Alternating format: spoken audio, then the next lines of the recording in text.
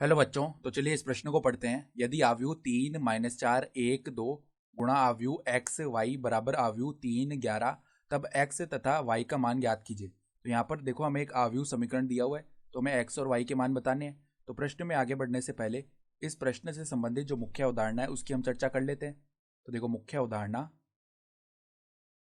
दो आव्यूहों दो आव्यूहों p व q का गुणा करें, p व q का गुणा करें तो p की पंक्तियों तो p की पंक्तियों व q के स्तंभों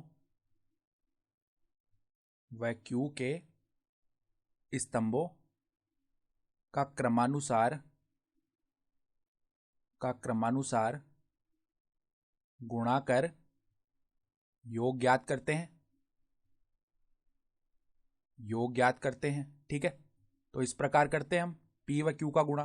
ठीक है, तो और अगर हम पी क्यू ज्ञात कर रहे हैं तो p में जो स्तंभों की संख्या है वो q की पंक्तियों की संख्या के बराबर आनी चाहिए, तभी हम पी क्यू ज्ञात कर पाते हैं। ठीक है, तो अब देखो यहाँ पर हमें समीकरण क्या दिया हुआ है, -3 नहीं है, यहाँ पर 3 है। तो 3 -4 1 2, यह पहला आव्यूह, इसके गुणा में क्या है x y, और बराबर में क्या है आव्यूह 3 11। ठीक है, तो अब देखो ये जो आव्यूह है 3 -4 1 2, इसकी कोटि 2 गुणा 2 है, और एक्स वाई की जो कोटि है वो 2 गुणा 1 है। तो इसमें देखो जो स्तंभों की संख्या है वो इसकी पंक्तियों की संख्या के बराबर है। तो यहाँ पर देखो हमारे पास में पहले क्या होगा, 3 गुणा होगा x के साथ तो 3x, फिर -4 गुणा होगा y के साथ तो -4y, फिर 1 गुणा होगा x के साथ तो x, फिर प्लस में देखो 2 गुणा होगा y के साथ तो 2y, और ये किसके बराबर आएगा 3 11। ठीक है, तो यहाँ पर देखो दो आव्यूह बराबर है तो इनके संगत अवयवों की हम तुलना कर सकते हैं, अर्थात 3x -4y जो है वो 3 के बराबर आएगा, और x प्लस 2y जो है वो 11 के बराबर आएगा। तो x प्लस 2y में से अगर हम x का मान निकालें तो वो 11 -2y आ जाएगा। ये मान इसमें हम रख देते हैं 3x -4y बराबर 3 में। तो देखो 3 गुणा में 11 -2y माइनस में 4y बराबर में है 3।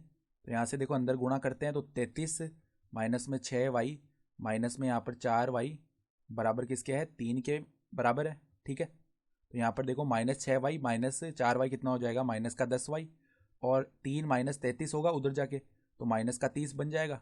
तो y का मान क्या आ जाएगा 3 आ जाएगा। ठीक है, तो y का मान अगर 3 आया तो x बराबर क्या है 11 -2y, तो 11 -2 गुणा 3 अर्थात 11 -6, तो x का मान क्या आ जाएगा, x का मान आ जाएगा 5। तो हम देख सकते हैं, देखो हमें x और y के मान ज्ञात करने थे, x का मान आ गया 5 और y का मान आ गया 3, और यही हमारे उत्तर हो गए। तो आशा करता हूँ कि आपको ये प्रश्न समझ में आया होगा। धन्यवाद।